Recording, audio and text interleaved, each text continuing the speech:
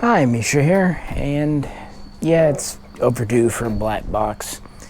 It's funny, sometimes I feel like making one almost every day, and other times weeks will go by and I don't say I don't have the time, that's not really accurate. In the mood, the situation, I definitely do more in the summer because I like sitting outside while doing these. And yeah, as winter comes on, it's harder to do, although tonight it's a unseasonably warm night because storms are coming in and then it's supposed to plummet. Weather's fun, and I've had a lot on my mind, so I'm going to talk about some things, and to most people they're just going to think this video is basically a bitch fest. For those who actually listen to the whole thing and understand other people, it will be more than that. But I wanted to share some recent events in the gun world and Gunbroker, and some kind of pet peeves of mine that honestly bemuse me is probably the better phrase. They almost give me a chuckle. Sometimes I even have fun replying to them, and then kind of give a little bit of a status update, So yeah, let's just dive in and have a little bit of general talk first. So speaking to Gunbroker, people talk about censorship, and everyone talks about YouTube's censors and all this stuff, but one thing I don't see talked about much is Gunbroker. You can't use the word Nazi anymore. And if you sell historic guns like I do, K98 Mausers, P38 Walther pistols, whatever, try writing a description talking anything about the history or even markings, not using the word Nazi. It is truly counterproductive and just stupid when you have a website devoted to selling guns. And yeah, that's just a part of history. Trying to whitewash history and change history and use different words is not changing the actual events of history. Because you might say Nazi today, but what, Soviet tomorrow? Or apartheid? Or anything else? Using such words does not mean you support or like such organizations. It simply is a word. And basically words are neutral because the meaning is all in the context.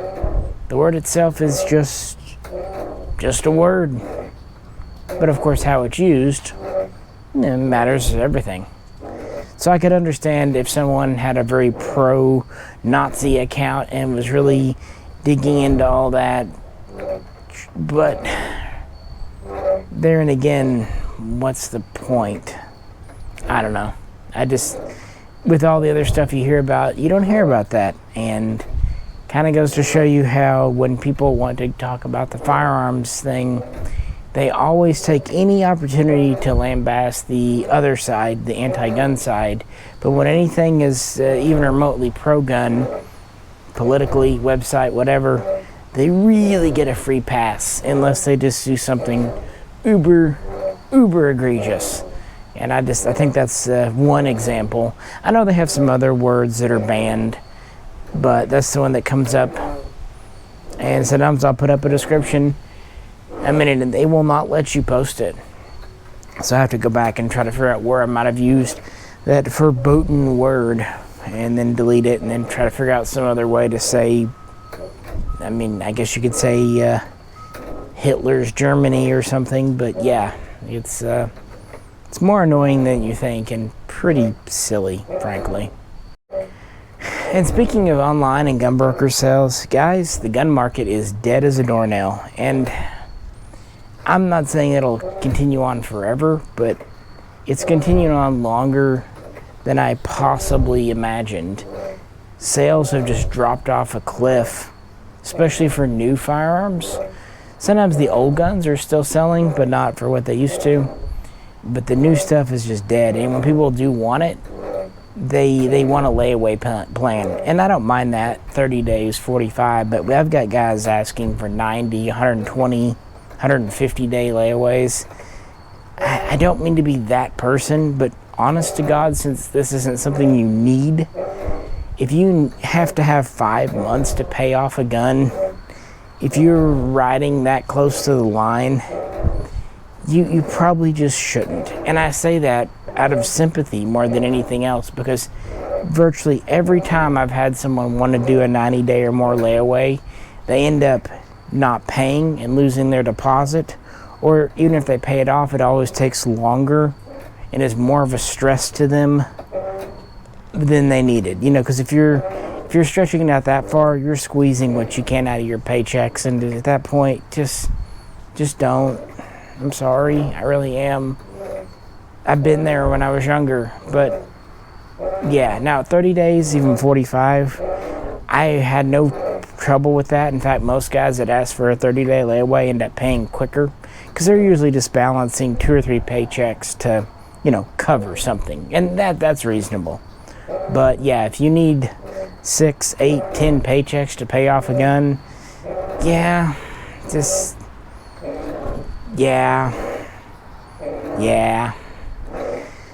And of course, there are the other guys that put guns up for sale that go ahead and buy, assuming what they're putting up will sell, and that's spending money they don't have yet, and that's a good way to lead you into a lurch, too.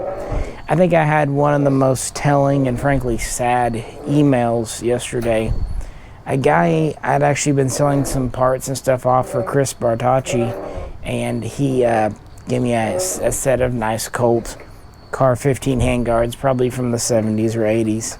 Put them up on Gunbroker, and they ended up going for a pretty good price. I think like $250, something like that. I think I started them off at $50, just auction, because I didn't know what they were worth. When that was a couple of months ago, well, the guy emailed me yesterday asking if I would buy them back for $190 because he needed money for his kid going back to school. And honestly, I couldn't, because again, that wasn't my property. I sold those on consignment for a friend, so I don't have the money anymore. And quite frankly, I'm afraid if I bought them back for $190, even though they went for $250 before, I don't think now they would bring more than $150. I think if I did it, then I would just lose money. As sympathetic as I am to the guy, but that's kind of where we're at. If he's at the point where $190 will make or break his budget, probably just should be avoiding gun stuff for a while, because that's where we're at now. Budgets, and everyone's so strapped for cash that it's rough. And we're about to hit November, which is usually one of the better months out of the year. And if November doesn't pick up, I don't know, guys. But at the same time, does any of this really surprise me? The answer is no, it doesn't, because this was kind of inevitable with all the spending in 2020, 2021, and even 2022. When people blow that much money, and I'm not using blow in a derogatory way, but I'm just mean, you know what I mean, when they shit, I record this shit at 3 a.m., so hey, you know what I mean, when they use that much money, there's going to be a counterbalance where you don't. And I feel it myself. I haven't bought many personal guns either this year. Part of it is I just haven't found any that really trip my trigger in the first place. And even when I do get some, I did that video on that Valmet M76 side folder over on the main channel. Even when I get guns in like that, because things are so slow, as much as I'd like to keep them, and I maybe even tempted a little bit, I have to just face facts that it's not the right time, not the right place to do something like that for myself. So I move them along. But yeah, that M76 is another one. I posted it for $5,000. A couple of years ago, a friend had one. He sold it for $6,000, so I thought I was doing pretty well. But I had a lot of people wanting to buy it. But again, no money. You know, a lot of emails asking if I could go lower. The truth is, I can't. I'm in it deep enough that I need to basically get that out of it to cover what I had in it, plus Gunbroker fees. I mean, it will sell. I'm not worried. But yeah, a few months ago, certainly a year or two ago, any rarer Valmet in good shape with a mag would have been an instant sell on there, and now it's not. And that's kind of what you're seeing with a lot of stuff that was once just hot commodity. I mean, people are just kind of out of money, and I think even when they have it, their minds are in other areas. So it's not been fantastic, guys. So keeping on with the Gunbroker thing, kind of getting into actual pet peeves, something that I've noticed comes and goes in waves is for months or even years, I won't have a single person ask me to do it, and then all of a sudden I'll get multiple people all within a couple of weeks. Do you have a picture of the bore? You know, looking down the barrel, looking down the bore of the gun, even demanding it. Oh, I won't buy them unless you give a bore picture. I've never once in my entire career asked anyone who works for me taking pictures to take a bore shot. And I think it's one of the stupidest things you can ask for. I think it is the true definition of kind of false assurance, because think about it. A barrel on a rifle is anywhere from 16 inches to 30 inches. What camera can focus all the way down a tube that's that small, anywhere from 22 caliber up to 30 caliber, and make any kind of photo worth a damn? It's not going to catch all the rifling. It's not going to. It has to focus at one area. In addition to that, it's either going to be too light or too dark. If you don't use a flash, it's just going to look like a dark hole. And if you use a flash, it's going to be bled out. And if I were malicious, or anyone was, you could lighten up an image to make it look white and shiny inside. So even if a bore looks dark, there's things you could do in an image to make it look better. And guys, this is shit I know, being blind. So yeah, the whole idea of a bore photo is ridiculous. Can you take one? If you're an amateur selling like one gun a month, yeah, you can sit there with your camera and take 10, 20 photos, and you might get one or two halfway usable bore photos. But when you sell multiple guns a day, when you take multiple pictures of multiple guns at each session, it is not an efficient use of time. So it does kind of crack me up when guys ask, and what I usually tell them is, okay, we don't ever do bore photos. That's number one. Number two, I've never had someone actually return a gun because they were unsatisfied with the condition of the bore. Usually just because I underestimate condition to be safe. And it's usually not that big of a deal. Not what people kind of get all up in arms about. And number three, if you wonder why we don't do bore photos, go grab one of your guns, go grab your camera, try taking your own bore photos, and then compare. Even if you are able to get a couple of photos out of the mix, do they actually accurately represent the condition of your gun's bore? Dollars to donuts, they don't. If they're kind of, washed out with the flash, it might make your bore look nicer than it really is. And of course, if they're too dark, it's going to go the opposite direction. The guys that kind of get it will kind of respond to that and understand it's not an efficient use of a business's time. But it does kind of crap me up. But yeah, this summer and fall has been just a rash of bore photos.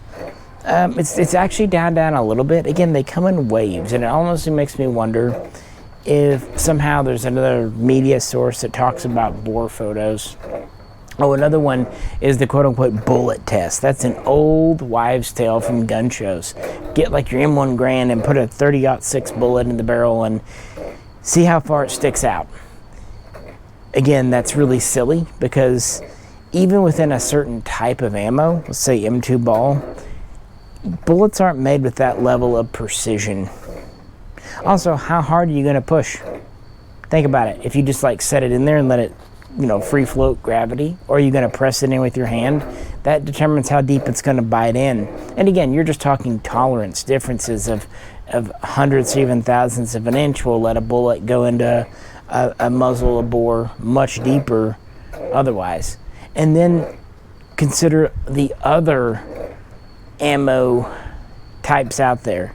Once you get into the imported ammo and stuff made in other countries and other generations, My point is, you could grab 10 different types of 30-06 ammo, and each type could go down the bore, go into the muzzle, a slightly different depth, even though the bore, and this is, by the way, supposed to show you bore erosion, or rather muzzle erosion, but it's false hope. It's false assurance. It doesn't, none of this matters. It's all window dressing. The thing is, too, when you get a gun, if it's got kind of a dark, fugly bore, unless it's just completely ratted out, if you go and shoot it, I don't mean a ton, but, you know, say you run 5 rounds through it, get it all heated up, you know, get that smoke and fire burning down the tube. Part of that's just going to immediately knock a lot of the old crud and grud out. But afterwards, it's going to loosen it up, clean it good, scrub it good, clean it good, and then shoot it another 5 rounds and maybe clean it good. You'd be amazed with a little TLC how guns can clean up. Will they ever look new? Heck no, heck no. But, you know, they will look a lot better than you just expect. Anyone who's done any kind of restoration, I bet you get it. Because the before and after stuff, even though some of the stuff on YouTube is patently a scam, is pretty good. It just takes a little time. I'll never forget, years ago I had a guy buy an Enfield, old World War I Enfield. I think it was like a 1914 or 1915. He got it, and I said in the auction description that it had an NRA good to good plus bore, which, you know, on the scale is basically, well, there's still some rifling visible. It had wear, but it, you know, for its age and the fact that it went through the Great War and possibly World War II, wasn't too bad. He got it. Okay, the bore was whatever. And I told him, hey, you didn't expect it to be brand new. This gun's over 100 years old. No, okay. But he was sincerely and legitimately worried that some bore erosion would make the gun unsafe to fire. So that was kind of funny. I think I ended up directing him to a local gunsmith of his. And that's something I put in all my auctions now, just to kind of try to protect against any kind of lawsuit stuff. With any surplus gun, I always put, it's sold as is. If you do plan on taking it to the range, take it to a qualified gunsmith. Make sure he gives it a once-over. Because, hey, you've got a controlled explosion in your hands. Now, frankly, do I do that with all my surplus guns? No. But I also realize when I'm getting a used gun with an unknown history, and I'm pulling the trigger on it, and who knows how long since it's last been fired, yeah, I'm taking a risk. That's just part of it. Again, controlled explosions. But then again, life's kind of full of risks because, yeah, any friends who own motorcycles definitely understand that one. Another one. When people send me photos of their guns or guns off the internet, now when they don't know I'm blind, that's fine. That's an understood thing. Perfectly fine. What kills me is when people know I am, like they admit it, and then they say, and this happens more than you would think, well, your friends and helpers can describe it to you. No, they fucking can't. I don't really have anyone like that. I don't remember the last time I asked someone to look at a photo for me. That's not how my life works. Kind of what I do is what I do. I have someone who takes pictures for me, but I do everything else. So, yeah. But number 2, kind of like with the bore condition thing, try this. Close your eyes, email a gun pic to a friend, and then ask them to describe that gun to you. You'll quickly learn that unless you just have a very specific question of like, what color is this, or how long's the barrel, or, a specific, but if you're just saying, hey, here's this gun, what's it look like? They can't describe it to you. Even if they try, even if they have talent, you're not going to get an accurate picture in your head. Keep in mind, too, most of these are old guns. So how could someone really describe to someone else the difference in, say, an Enfield and a Mauser and a Mosin? To 9 out of 10 people, when they break it down to describe them, well, there's a bolt and there's a magazine and all, it's all going to sound the same. It'd be kind of like describing someone's face to someone else who could never see it. Now, if you have a question specifically, like, I don't know, do they have a big nose or something, or what color's their hair? Yeah, you can do that. But when you go, how does this person look? Just apropos, general thing, you're never going to really be able to do that. And it might be kind of a fun exercise if any of you want to do that. Get a friend involved and, have them describe a gun to you without you seeing it. A gun you've never seen before, random picture of a gun you never heard of. And then after they describe it to you, open your eyes, look at the photo, and see just how close your mental image was to how their description kind of drew it in your mind's eye. The fact is, if I want to know what a gun looks like, most every time I have to hold it in my hands. And that gets me to another thing. And this is more directed at Patreon comments and requests and comments on YouTube that asked me to do, like, I think there was a guy a couple of days ago that wanted me to do a video on the, I think it was Vietnamese AK variants. And I've also had people ask about, like, the Chinese modern variants, that modern bullpup and other things. I can't do it. What could I say? Regurgitate the Wikipedia article on the history? I can't see photos. I have no idea what those guns look like. And therefore I have really no idea to talk about them. How they feel, how the controls manipulate, how the balance is in your hands, that kind of thing. This is why if you look at my gun videos, I don't do really anything with big machine guns or, rare handguns that, like the Borchardt, the C93 Borchardt, things like that. I've never handled one, probably never will. Even then, even if I get to handle a gun in a gun show, I need more time than that. For me, usually what I'll do is I'll sit outside here on the porch with a gun, I'll disassemble it, reassemble it, kind of just tinker with it.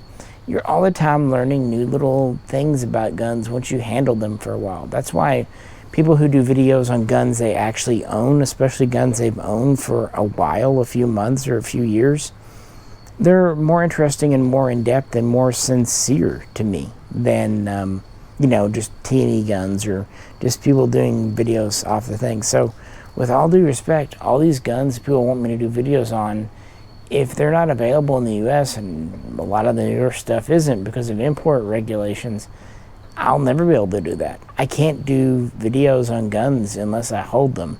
And this kind of extends to some Patreon requests. I've had people wanting me to talk about weird kind of one-off prototypes in museums, stuff they just learned about. And all I can really say to that is, frankly, they probably know more than I do. They're excited about it. They've read about it.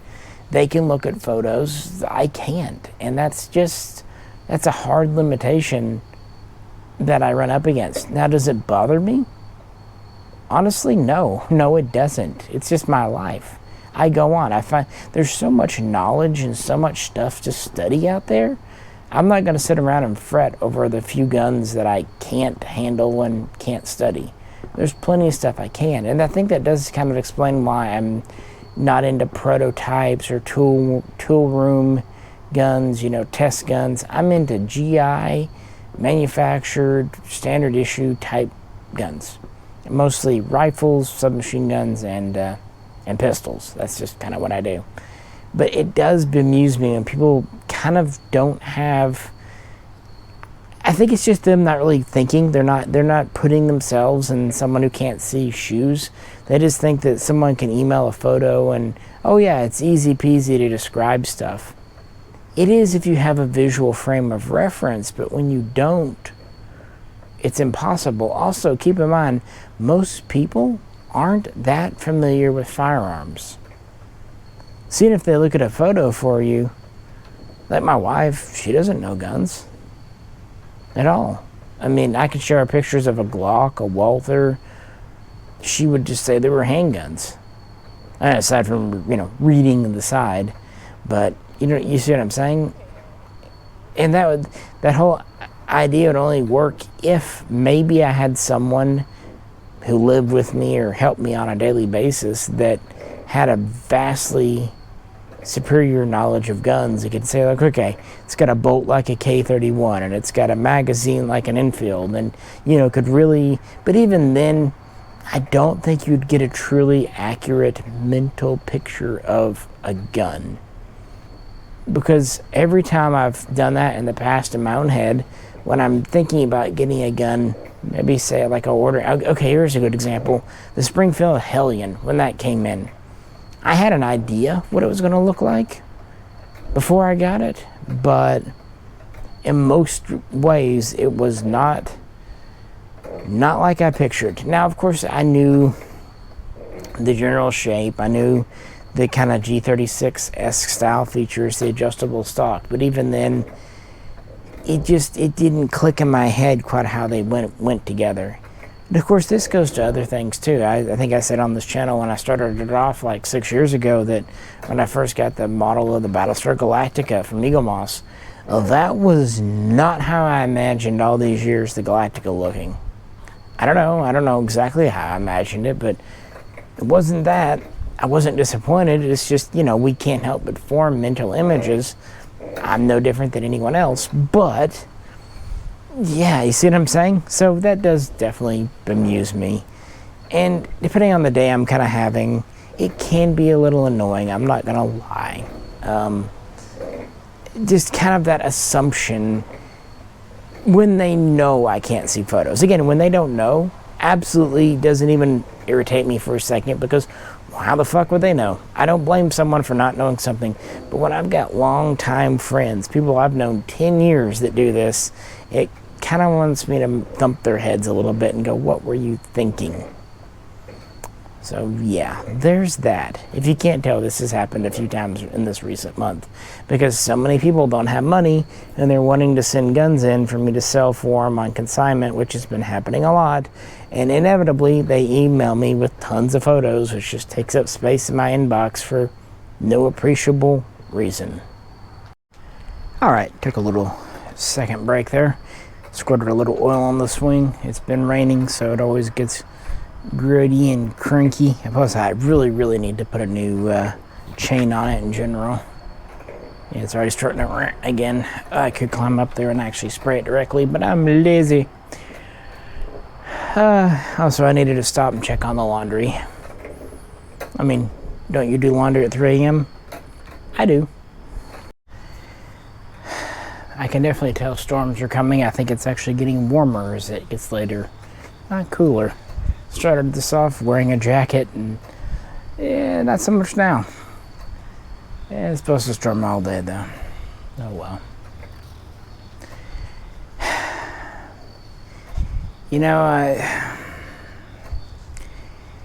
I don't like doing videos to depress people or whatnot, and I sure as fuck don't like doing things that come off as pity-potty, woe is me stuff.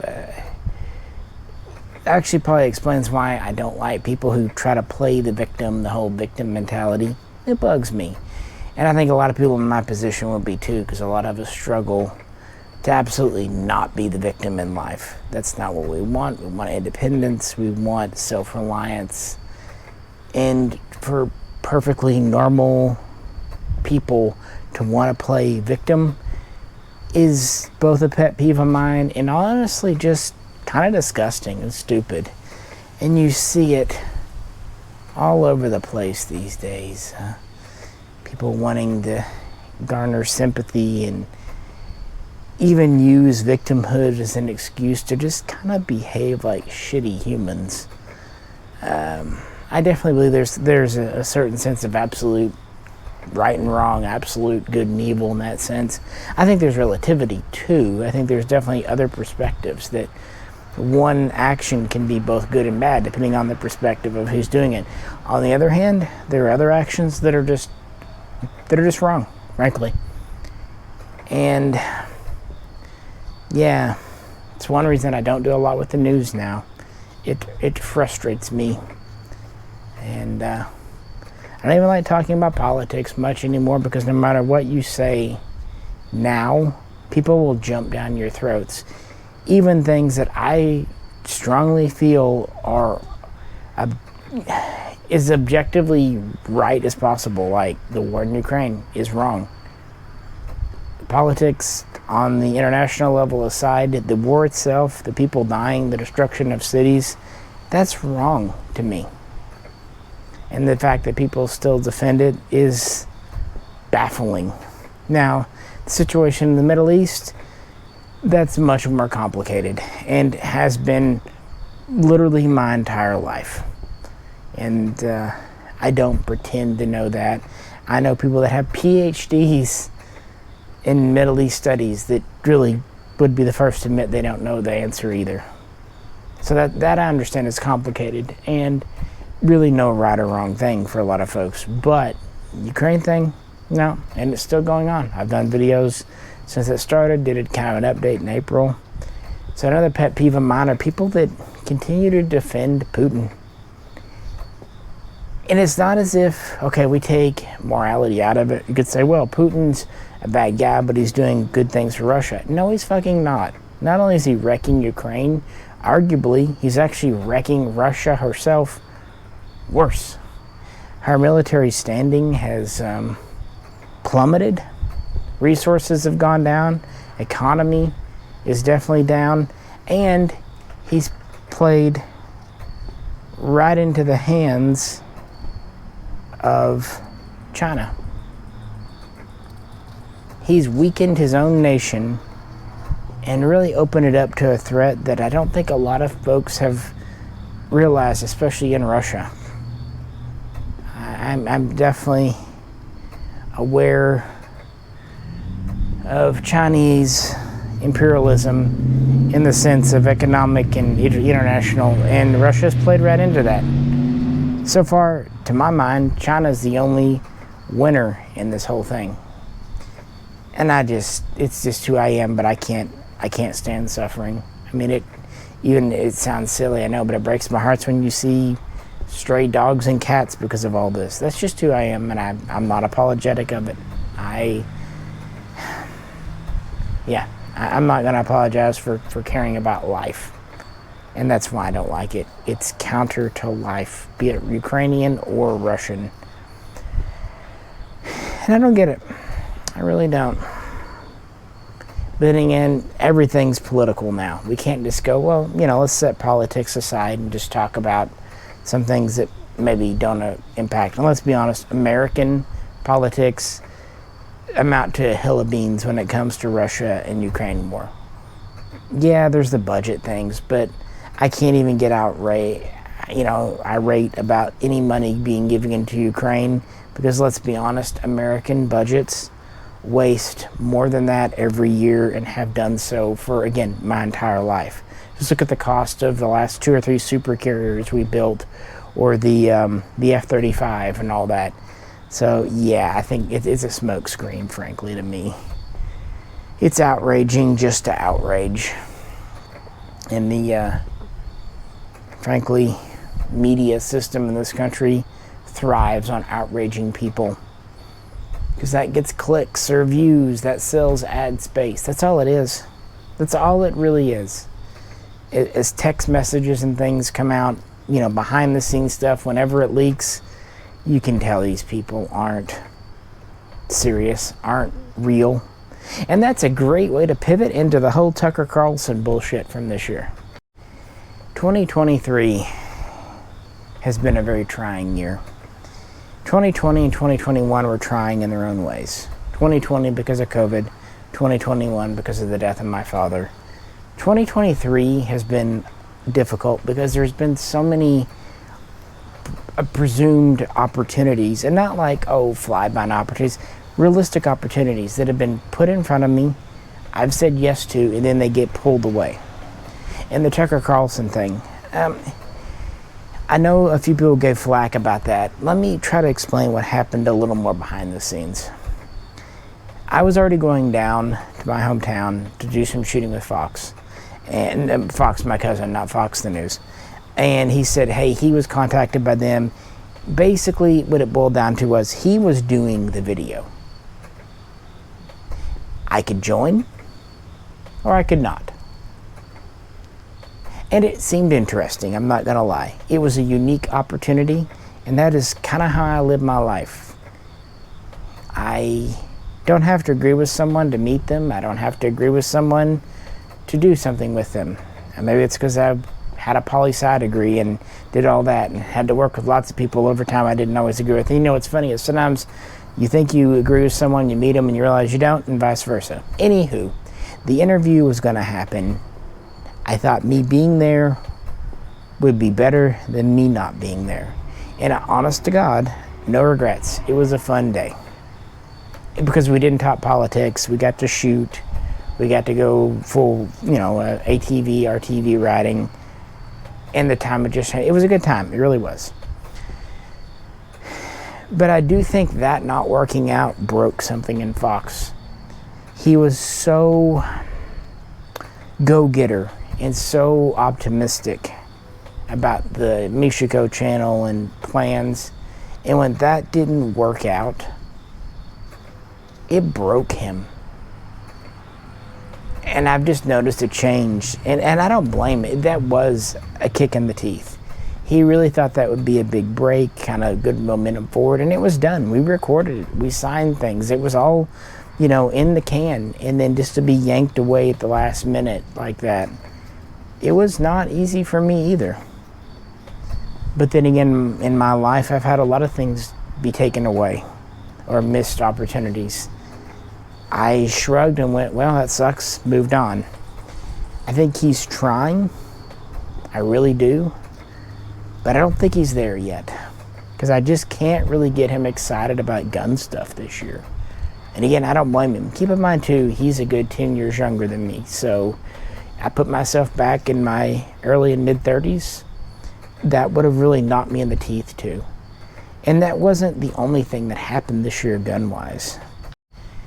The next blow came with the arm brace situation.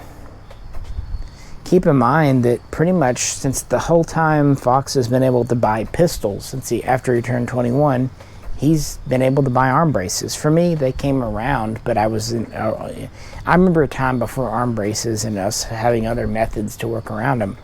He doesn't. And he had a lot of guns with braces on them. And, after all the political crap of the 2020 and 2022 election, you look around, all these Republicans that got voted into office, especially with Congress. When something like this happens, have you heard any of them to say anything about the arm brace situation?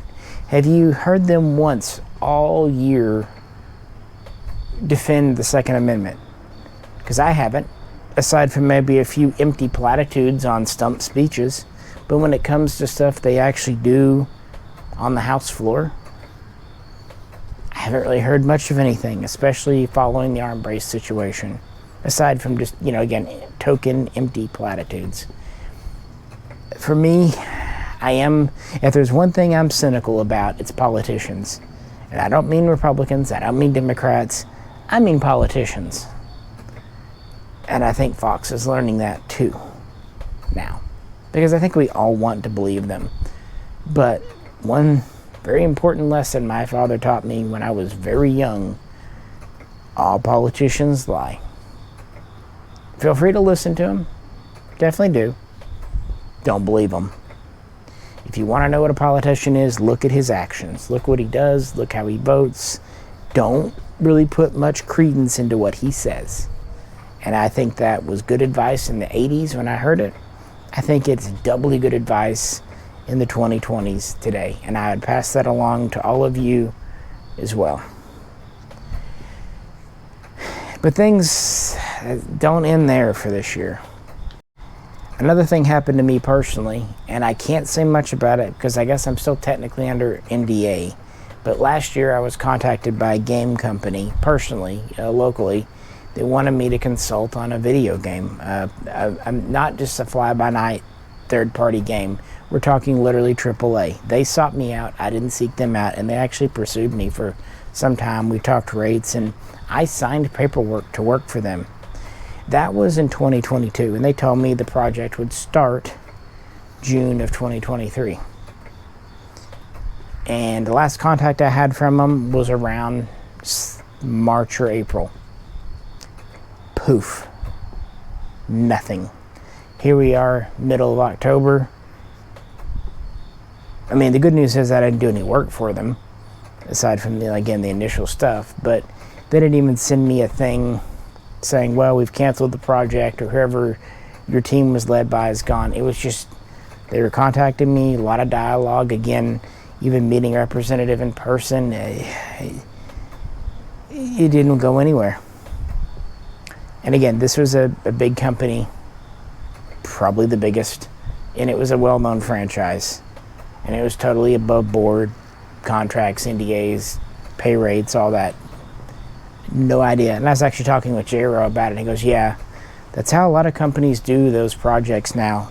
If they hire contractors on, instead of just sending you an email saying, hey, sorry, this isn't happening, in his words, they just ghost you. That was something I was pretty excited about, and it just crushed me. I'm not going to lie. And it didn't end there. This year kind of kept on. J-Ro, my friend, that if you watch the main channel, you know, he's had a lot of bad business luck this year too, including a couple of jobs that he should have had that didn't pan out. I notice companies do that. They get people ready to go. Say you've got the job, you even sign up, and then it ends before it begins. And that's kind of where it was this September. Again, things have to be kept confidential. But a good friend of mine started to work for a company. They promised him a very good salary, and he said they were wanted to bring me on board, and they contacted me at first in July, I believe, and that led over into September.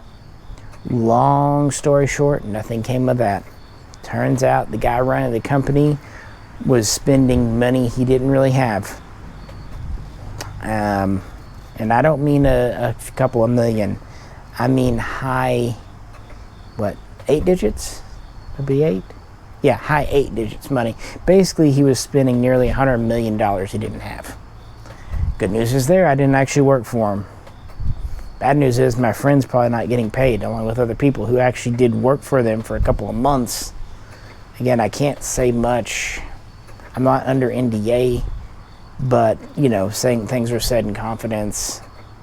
Yeah, so that was another thing. It wasn't meant to be like a full-time job, but I thought it would result in a couple of trips, maybe some freelance work, contract work, make a few bucks. Kind of like with the other job I was telling you about. Plus, again, hopefully the notoriety from getting on TV, which isn't going to happen.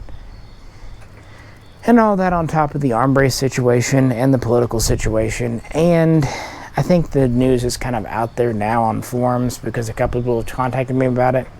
The government's getting really difficult on Form 6s. Why does that matter? Because Form 6s are for importation. We had some Swiss guns due in, and they basically refused to allow them to be imported. They wanted to re-examine the guns, even though they'd given an approval back in 2020 for the gun. And usually you don't need approval unless the gun was approved over 10 years ago. Even then, I don't know how enforced that is. Either way, they were being butts about import. That hopefully seems to be a temporary bump in the road, send the gun in again for reapproval, but you never know. They could reject it. On top of that, I was told by a different importer in confidence that the ATF was re-examining what would and wouldn't be allowed in parts kits. And the only reason I'm saying this now is because a couple of people have contacted me saying, have you heard this? Is it really true? And I'm like, oh, I guess the news is out there. I'm not saying it's gonna happen, but there's at least a possibility. There's murmurs from the top from the ATF about not allowing the gas system and maybe even the trunnion to be sold intact. If that happens, for example with the AK, of course, that destroys parts kits. If you have to have a new gas block and a new front trunnion made, forget about it. Already having to have a new barrel and receiver has already exponentially increased the value of the cost and decreased the value of a parts kit gun. If you have to use a different gas block and a different trunnion, there's nothing left. The only working component you really have of any note's the bolt carrier, and it wouldn't shock me if before long they decided the bolt needs chopping up. At that point, you're only getting furniture out of a parts kit and, you know, small bits and pieces. And at the same time, of course, the costs go up. I don't know where that situation will end, and it may ultimately not go much of anywhere. But it's still a possibility, and the way that things are going, you never know. And again, where are all these pro 2A politicians? Sure as fuck not talking about this stuff. And that cycle's kind of back where I began with how slow the gun market is. I've kind of been fearing the gun market getting slow since 2020, and that's why I've been trying for other gigs, other backup things. And Fox had mentioned, hey, we're going to do live streams. Except when it comes down to the work of setting those up and doing them, things that I can't do on my own, it just doesn't seem to be a priority for him. And I've noticed that he's not a computer person. That's fine, but I think that's the way forward, and I just don't see it working. I don't want to be pessimistic, but, you know, we've had a year to do it, and it's just not happening. Every time we're supposed to meet up and do a live stream that we host, it just doesn't happen. And this is important because Patreon, it's dying. There was a time when it was about 220 Patreons making not crazy money, but, you know, $700 a month. Now we're down to 150 and falling, and about $400 a month. I'm almost to the point, if it falls much further, I may just close the Patreon, because frankly, it just depresses me to even think about it now. I'm a forward progression kind of person. I'm also patient. I don't care about, you know, huge improvements, but like with the main Mishaco channel, even though it doesn't have a lot of subs, we've never gone backwards. Like, we've always had more today than we had the day before. If it started just decreasing for no real appreciable reason, I don't know how I'd handle that, frankly. And just checking a door, sorry. And when I look at the exit interviews for Patreon, there's a few people that left over the trucker thing, but most of the people are leaving for things out of my control, like their financial situation going down, you know, or just, you know, things like that. And I don't blame them. I would too. But the fact is, it's just no longer really viable. And of course, YouTube revenues are down too. And what's funny, I've done this on the main channel for well over 12 years. Coming up on 13 next March. And you know what? In all that time, never really turned a profit or tried to. Never took a sponsorship. Never had ammo given. And in the early days, we put money into the YouTube, running at a deficit. And in some of the better years, the peak years, while we never made money, it pretty much broke even. We could take Patreon money, YouTube money, and pay for our ammo. Not our guns, but our ammo. So basically it paid for itself the shooting days. But I'm going to be honest, with the higher cost of ammo and guns now, and again the decrease in YouTube payments and Patreon, I'm back to running at a deficit. And that's before I even, you know, if I were to pay someone like J-Ro to do nice looking videos, I just can't. And I don't know that I want to do that anymore. I'm not sure. And when the gun sales were on that side of things, we're doing fine. And keep in mind, I went through the 2017 slump. I managed it fine because of the kind of the guns I sell. I wasn't honestly impacted that much. But with the gun sales being so skinny right now, I really can't afford to put money into YouTube anymore. I can't afford to run at a deficit. I just can't. And that's kind of leading me to an inescapable conclusion. Unless something changes, and it could be anything. We could get a sponsorship. Sales could pick up again on the firearm side.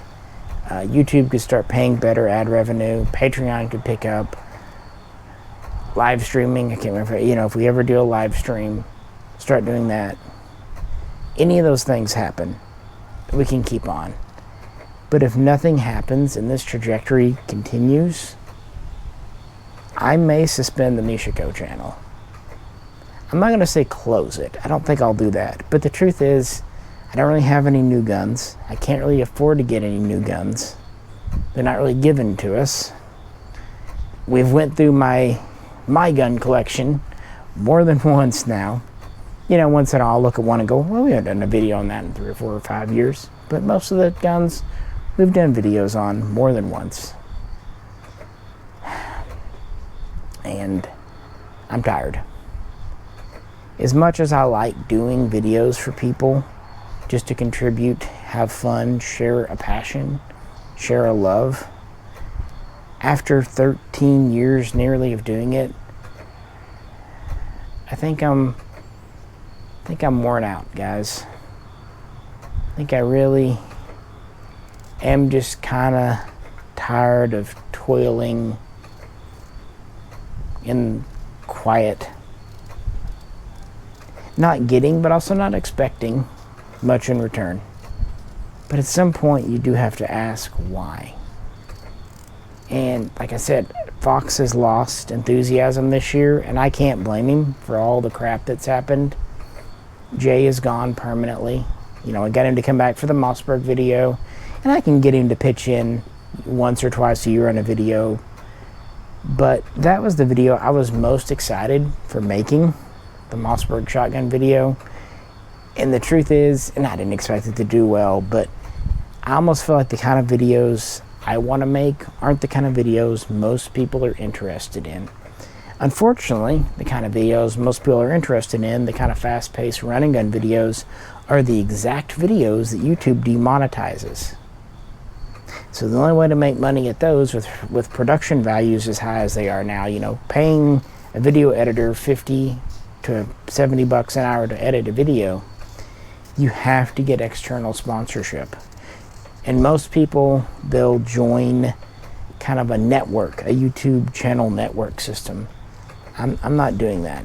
And I have another problem. I can't do videos on something I'm not interested in. And it's not just a video thing. It's something that I've kind of been that way my entire life on. Even as a kid, I remember going down the toy aisle and I'd be looking for this exact toy. And when I found that, I was just excited as hell. But other toys there, if it wasn't what I was interested in looking for that day, even if I knew down the road I'd be getting it too, I just couldn't bring myself. That's just who I am. I guess I'm just not an actor. When I'm really interested in something, I can easily do a 30-40 minute video talking about it. But when I'm not, like all these pistols and things, what can I say about like a Springfield Hellcat pistol? It's perfectly good gun. I've got one in my store right now. I don't know what I'd do a video on it on. I thought about doing a video on the Beretta APX pistol. Seems alright. I've got nothing to say about it. I've had one in the store too. I've had a Beretta M9A4. Seems like a nice gun. But what can I say about it? And anyway, lots of bigger, better channels have done videos on those.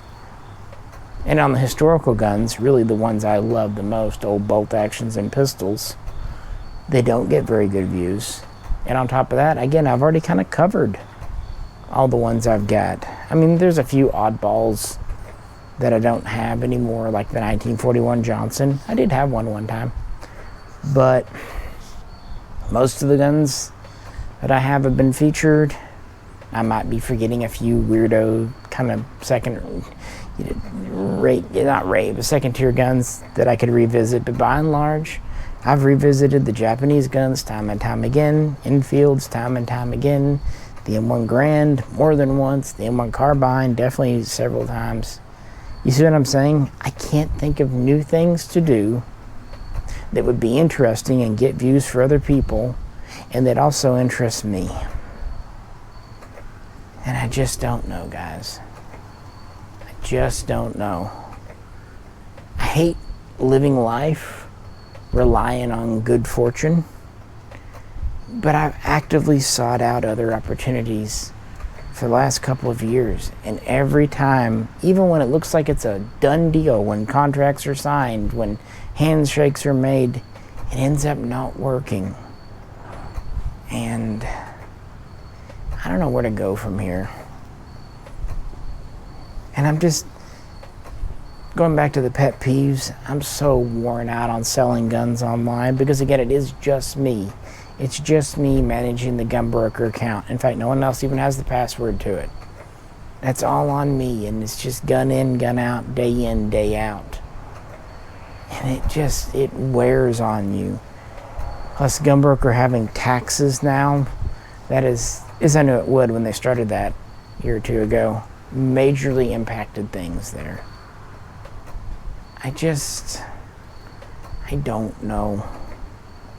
And I don't know what new videos I can do on the Mishaco channel that would be worth doing, that would also have any kind of repay for time and effort. And that goes doubly true if I have to split the profits, or even just the income. The profit's not even the right word, but any kind of income 50-50 with someone like Fox. It really makes it nigh on impossible, assuming nothing changes. And I'm a pretty optimistic person, thinking that if I just keep working at it, keep going, kind of keep the faith, eventually there'll be a break. But I think even I reach a point where I'm just like, where does this go from here?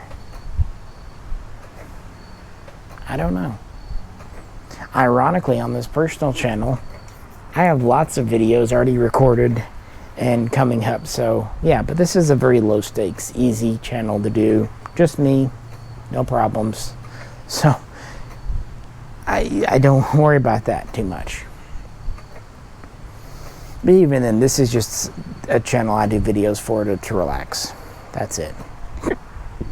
But the Mishaco, I don't know. I was thinking if I do suspend it for a little while, there's 1,300 videos or more on there, maybe even closer to 1,400 now. And at least 200 or 300 are actually good, or at least ones I'm proud of doing. And with the relatively low view counts, people could go back and look. And I kind of wondered if I did that, if I did just kind of stop putting out new videos for a few months, would people go back and look at the back catalog? Would they? I don't know. Because what's the point of me doing another Mosin video, another AK video? I've done those. They're still up. They're still viewable. And most people haven't viewed them. Would it not be easier if they wanted to just go back and look at them? And if they want higher production values, I'm sorry, I've got to have it to the point I can afford someone to help me with videos. Because right now I can't. Right now the videos don't even really pay for my own shooting trips, much less someone else to come out with me or someone else to edit videos. I don't know. And this might all sound depressing, and here's the really fucked up part. It's not. That's because I have done this for nearly 13 years. And I've been a gun dealer for coming up on 20 years next year. 15 of them with my own business. I kind of feel like I've ridden this horse as far as I can take it. That I've gone down this road as far as I can go. I kind of feel like this is an end. But with every end, there's the chance for a new beginning. And that might sound cliche, but it's true. You really can't open yourself up to new things while you're busy plugging away at the old things. And that's ultimately my concern. Maybe I'm putting too much time into something that's no longer paying dividends. And in doing so, burning my energy and effort up when I should be saving it and using it for looking for totally new avenues. Maybe not even within firearms at all. Maybe something else entirely. What that might be, I have no idea. But if you'd asked me in 2007 who I'd marry and how that'd work out, I would have had no idea either. Or if you'd asked me in 2003 what my job was going to be, I would have had no idea. Sometimes that's just what it is. When you're open to new challenges, and new events, and meeting new people. One thing I've seriously considered maybe not doing because of the changes and the lack of income is the cabin. I think I finally found a contractor after many false starts of frankly douchey rednecks who don't know their head from an ass. I think I actually found someone who's competent and kind of views it the way I want. But with the downturn in my income and everything, I thought maybe I shouldn't. But no, I don't think so. I can't say exactly why, but I think it's a project worth pushing forward. I think it might introduce me to a new group of people.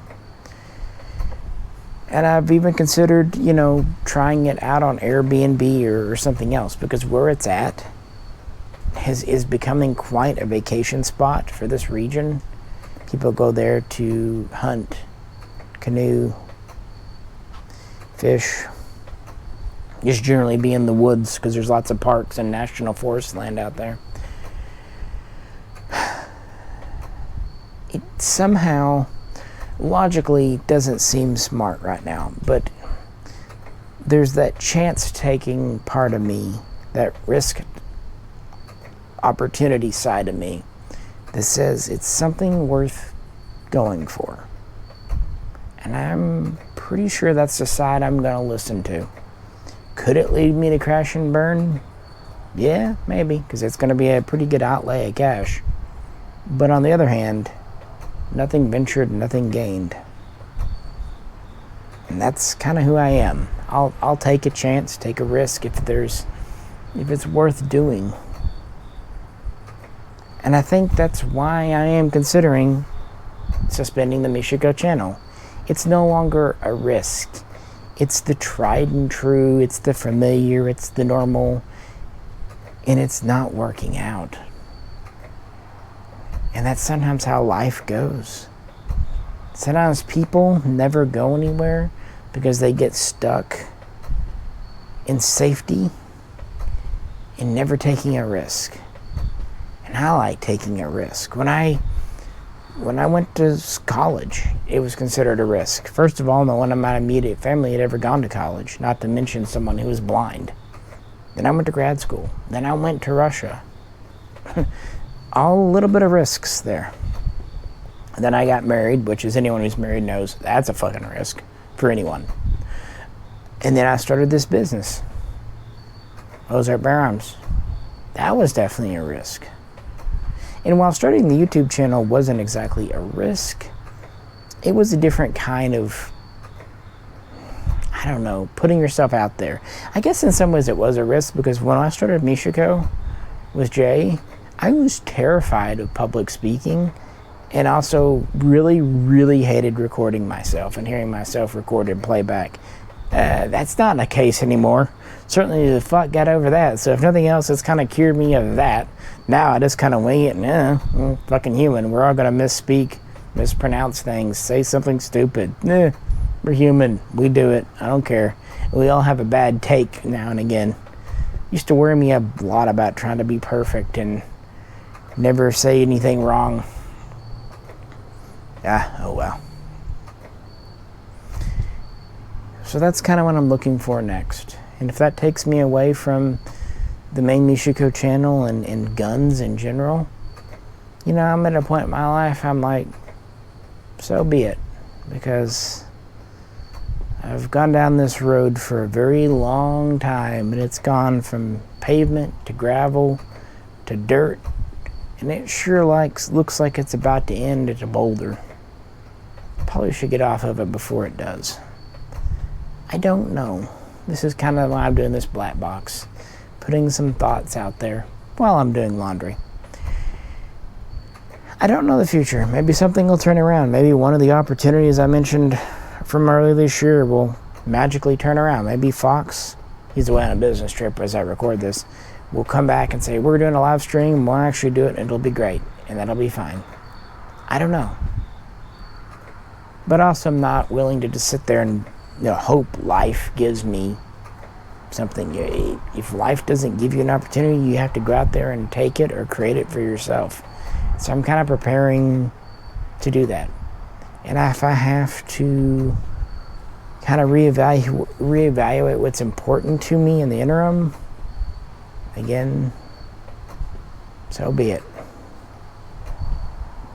Nothing ventured, nothing gained. So in conclusion, I don't know what's going to happen, but I'm not going to let the next year be the same as where I'm at this year. It's not a New Year's promise, because New Year's is still 2.5 months off, but I'll play this year out, play the hand I'm dealt, but I'm going to go for some kind of change. I'm going to go for something. I have to. It's who I am.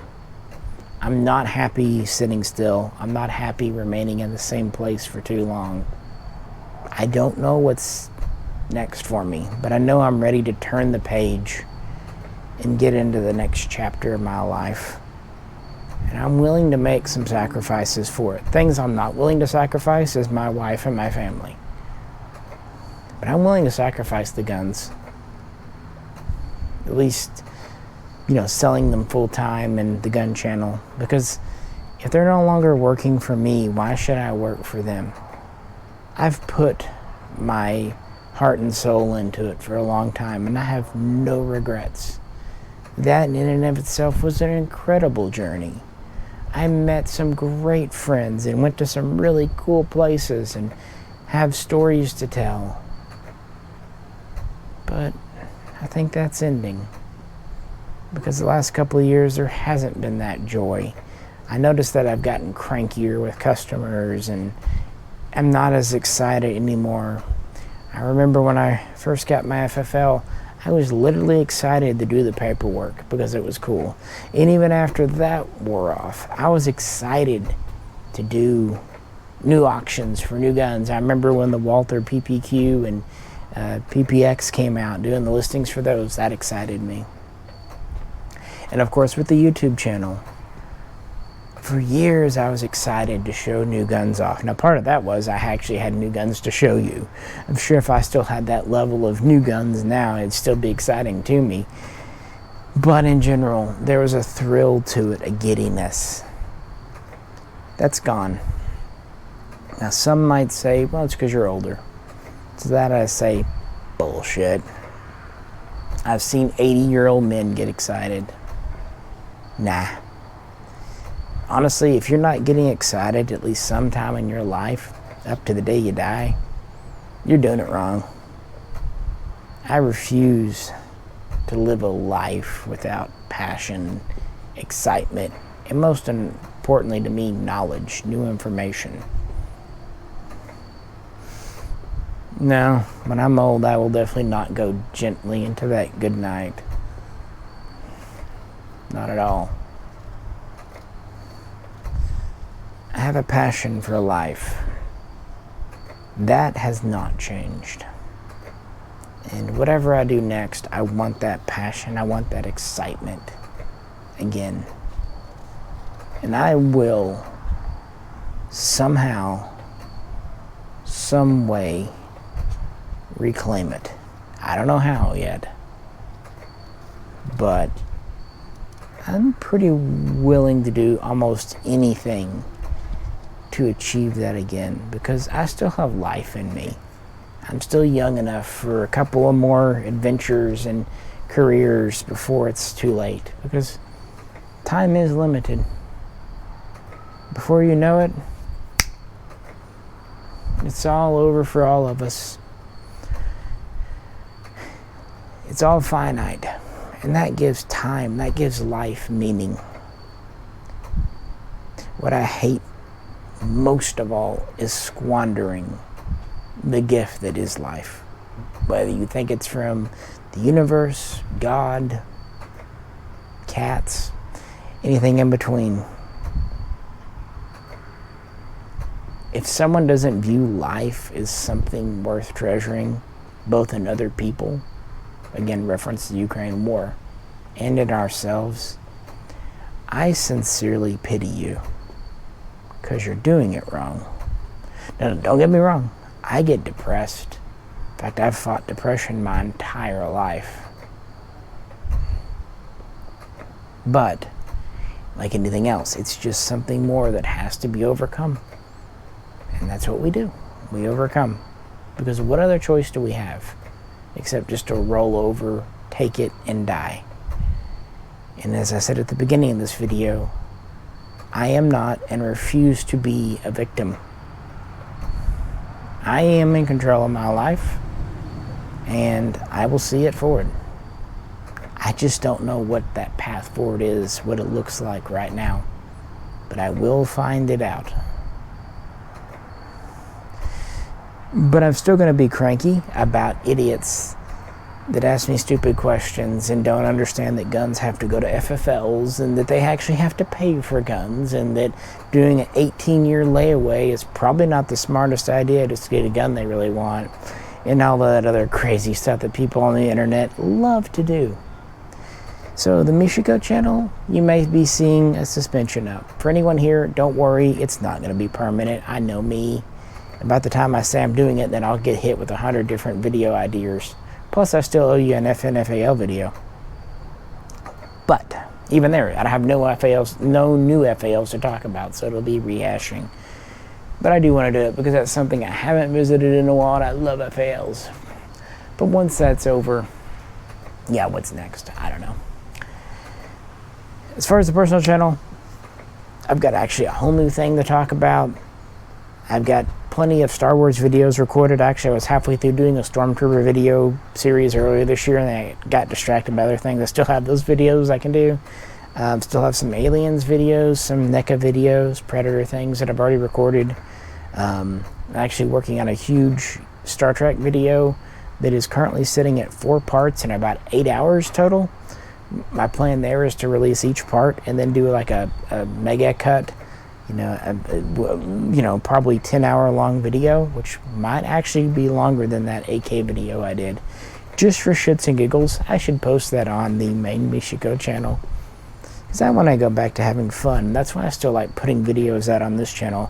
It's still just pure fun to me, and if it gets 100 views, oh well. If I made at least some of you guys happy, great, that's the purpose. But unfortunately, the production cost of the Mishaco channel videos, especially shooting videos, it's too much. I can't do those just for fun anymore because they cost me money. And if I don't at least get my money back, that's silly. Unless someone wants to sponsor. But then again, I don't know how well I'd interact with the sponsor, honestly. I'm not good at that. It's not where my strength lies. Oh well, we'll see. So I'll probably do a shorter version of this video. This is just more me kind of getting my thoughts in order. I'll do some kind of announcement on the Mishaco channel pretty soon, I think, unless things turn around. But at the same time, don't worry about me. I'm good. I'm actually like emotionally happier now than I have been in a couple of years, because I'm finally dealing with some shit and kind of accepting some other things and putting my position to move forward on some other things. We'll see where it goes. I think my dryer laundry's about done. Plus, it's probably close to dawn now, so I should probably go in and get some sleep at some juncture. Anyway, this is Misha. Thanks for hanging out, and catch you very soon next time.